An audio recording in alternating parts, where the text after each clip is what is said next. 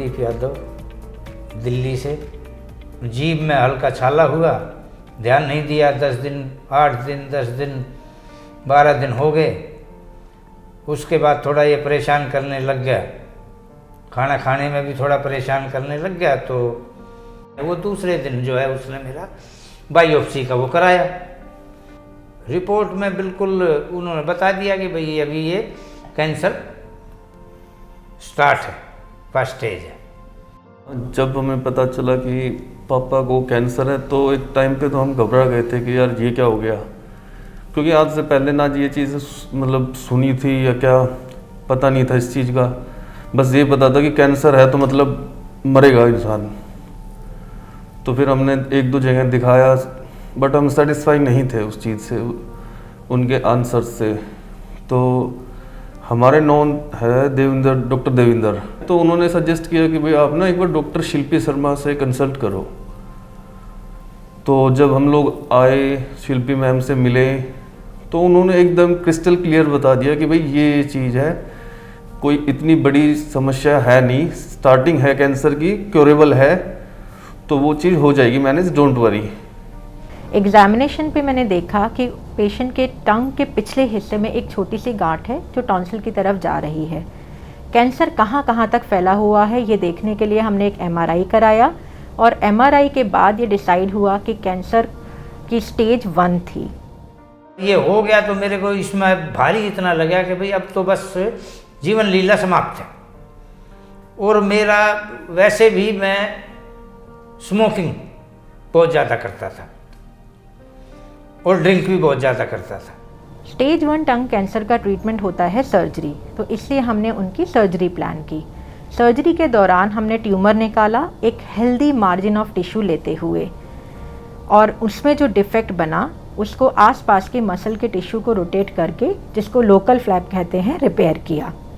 हालांकि MRI में गर्दन में कोई गांठें नहीं थी, फिर भी हमने उनके लिम्फ नोड नेक डिसेक्शन किया, क्योंकि देखा गया है कि even if the cancer is stage 1, लेकिन उसमें गर्दन में जाने के चांसेस 30% केसेस में होते हैं, और अगर उनको उसी टाइम ना निकाला जाए तो आगे जाके वो कैंसर रिटर्न आ सकता है।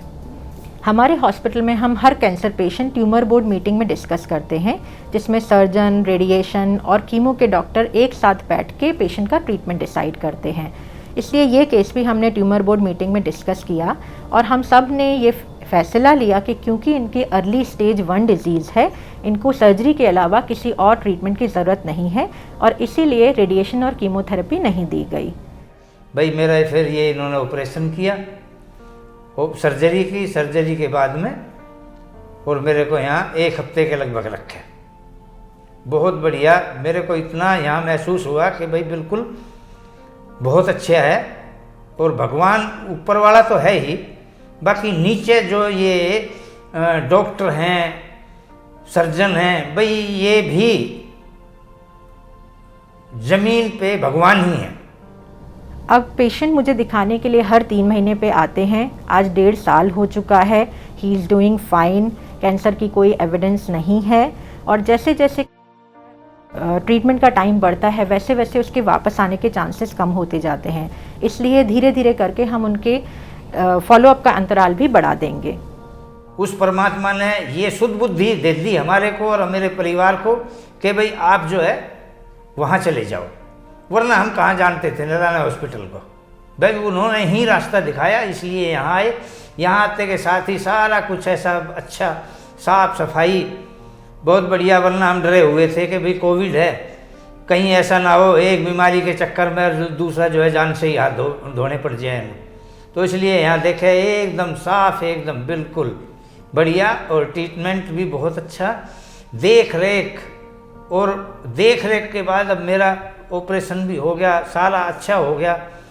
और देख रेख में अभी भी ये है कि इन्होंने ये नहीं, पैसे का वो नहीं, कि जैसे ज़्यादातर वो हॉस्पिटल हैं उन्होंने देखा भी है कि भाई कुछ में कुछ प्रवृत्ति पैसों की होती है, बाकी इसमें मैंने आज तक भी ऐसा नहीं देखा है। अगर आप किसी भी फॉर्म में तंबाकू का सेवन करते हैं या शराब पीते हैं तो उसे तुरंत छोड़ दें। ज़रा सा भी कैंसर के लक्षण का शक होने पे तुरंत ही कैंसर विशेषज्ञ की सलाह लें। cancer can be cured if detected early and treated on time.